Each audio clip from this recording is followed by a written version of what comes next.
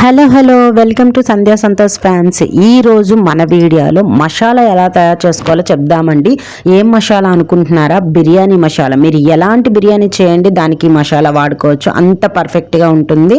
So మొట్టమొదటిగా ingredients అయితే చెప్పుకుందామండి. Ingredients మనం పర్ఫెక్ట్గా తీసుకుంటేనే దీని మనకు టేస్ట్ కానీ అంతా కూడా కరెక్ట్గా ఉంటుంది. అయితే క్వాంటిటీ చెప్తా వినండి. ఫస్ట్గా నేను ఇక్కడ గులాబీ రేకుల్ని తీసుకున్నాను. నెక్స్ట్ 3 స్పూన్స్ ధనియాలు, స్టార్ ఫ్లవర్స్ 10, లవంగాలు 1 స్పూను, పెద్ద యాలకులు ఒక 15, జీలకర్ర 3 స్పూన్స్, సోంపు 1.5 స్పూను, బిర్యానీ ఆకు 10 ఆకులు, అలాగే మిరియాలు 2 స్పూన్స్, యాలకులు 2 స్పూన్స్, దాల్చిన చెక్క 3 స్పూన్స్, జాపత్రి 1.5 స్పూను, 1.5 ఫ్లేవర్, జాజికాయ 1. ఇవన్నీ కూడా పక్కా కొలతలండి. ఈ మెజర్మెంట్ కనుక మీరు ఫాలో అయితే పక్కాగా బిర్యానీ మసాలా మంచి ఫ్లేవర్తో బిర్యానీ సెట్ అవుతుంది. సో దీంట్లోనైతే ఇంకా 1 స్పూన్ పసుపు, అలాగే 2 స్పూన్స్ కారం కూడా మనం యాడ్ చేసుకుంటాం. ఇవి లాస్ట్లో మనం కలుపుకుందాం.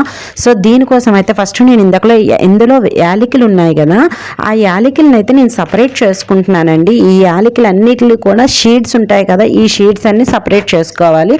జాజికాయ, జాపత్రి, బిర్యానీ ఆకు ఈ మూడింటిని కూడా ఫ్రై చేయకూడదు. ఫ్రై చేసిన దానికన్నా చేయకుండా మసాలాలో వేసుకుంటేనే మనకు టేస్ట్ బాగుంటుంది. ఇలా షీడ్స్ అన్ని ఓపెన్ చేసేసి జాజికాయ, జాపత్రి, అలాగే యాలకుల షీడ్స్ వీటన్నిటిని కూడా దీంతో పాటు బిర్యానీ ఆకు చిన్న చిన్న ముక్కలుగా తుంచుకొని మనం ఇవన్నీ సపరేట్గా మిక్సీ చేసుకోవాలన్నమాట.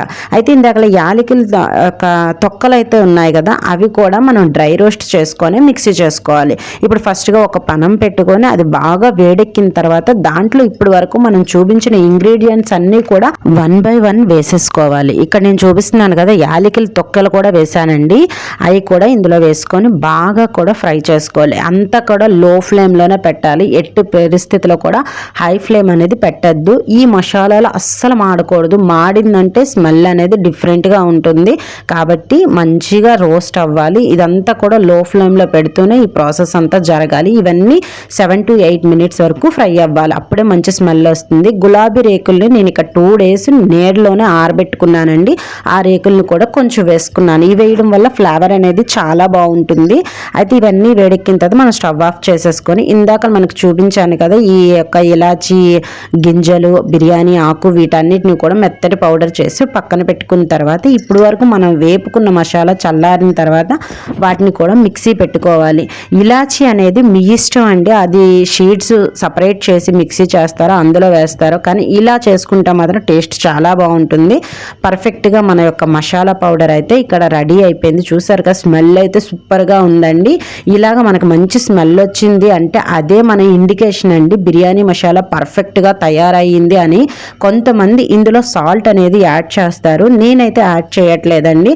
మీరు ఒకసారి కామెంట్ రూపంలో తెలియజేయండి, అసలు సాల్ట్ యాడ్ చేస్తే మంచిదా, యాడ్ చేయకపోతే మంచిదా అనేది.